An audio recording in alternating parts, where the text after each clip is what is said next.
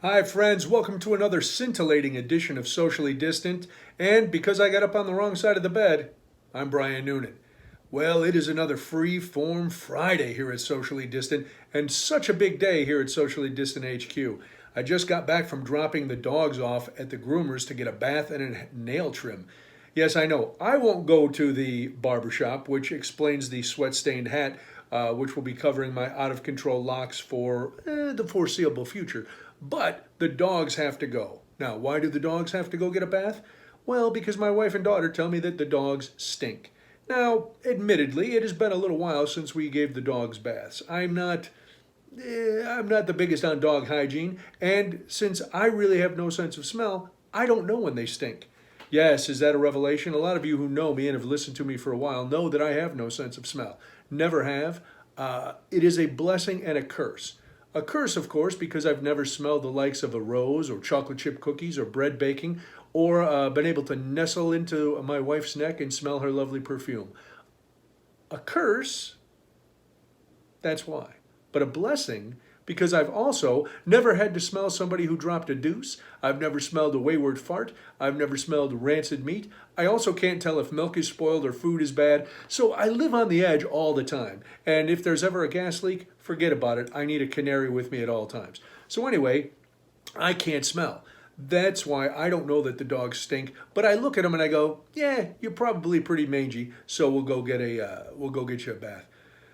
Trying to find a dog groomer is hard. When we lived at our last house, there was an independent businessman who started a mobile dog grooming service, and he was excellent. Came to the house, very inexpensive, actually cheaper than taking them somewhere. It was great. Well, for whatever reason, he went out of business. So I found a place now, and we called a couple places. I found one. It seemed very nice when I dropped the dogs off. Very busy. The owner was very nice. They're practicing all sorts of health regulations. You know, we were everybody lined up outside. They brought you in and your dogs in one at a time, checked you in, and blah blah blah. We'll see what happens when I pick the dogs up in a couple hours. Wish me luck.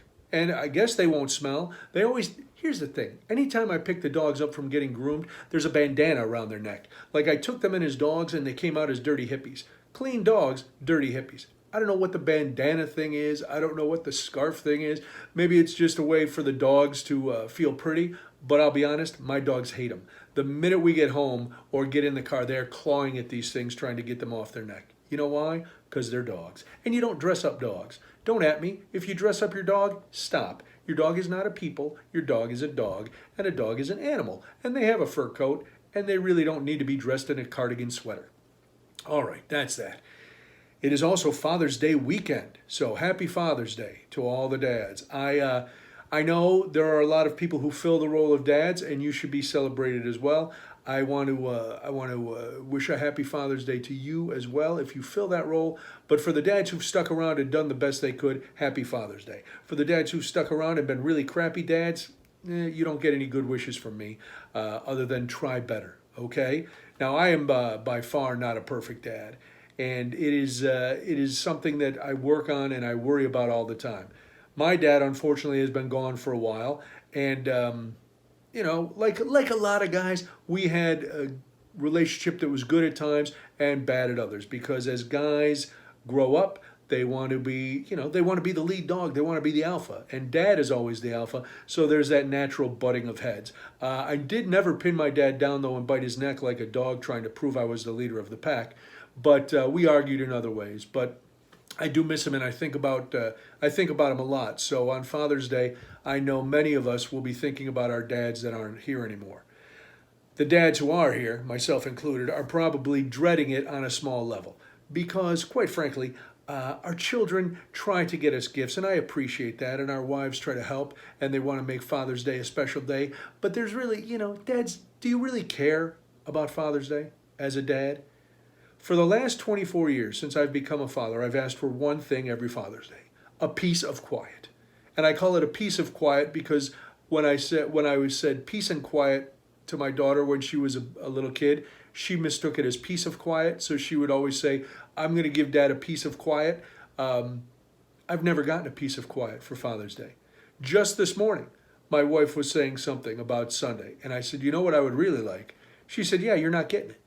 I said, why? I've been asking for a piece of quiet for 23 years, 24 years. You're not getting it.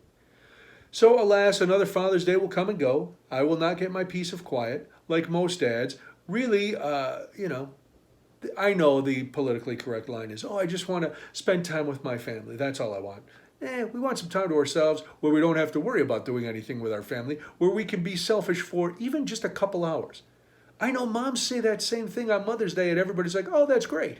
But dads can't say, I would just like a bubble bath and a glass of wine, because you go, all right, Dad, weirdo. But that's really all I want. I don't know what I'll get, but that should be it. So have a great Father's Day. Have a great weekend. It's hotter than hell here in Chicago, which is good. I'm also concerned, people, I'm going to keep harping on this. Wear a mask. If you're going to see your dad, wear a mask. If your kids are coming over to see you for Father's Day, wear a mask. That's all I'm going to tell you. Wear a mask. See? You got to wear a mask because maybe you get the COVID. You start coughing, you start hacking, your chest starts hurting. I don't know. Have a great weekend. Thank you again for listening. Please tell people about this. Share if you like it. Maybe you'll get a piece of quiet from me. Wouldn't that be nice if I just gave you a piece of quiet? Happy Father's Day. Stay safe. Stay covered. Stay at home if you can. And as always, stay socially distant. I'll talk to you next week.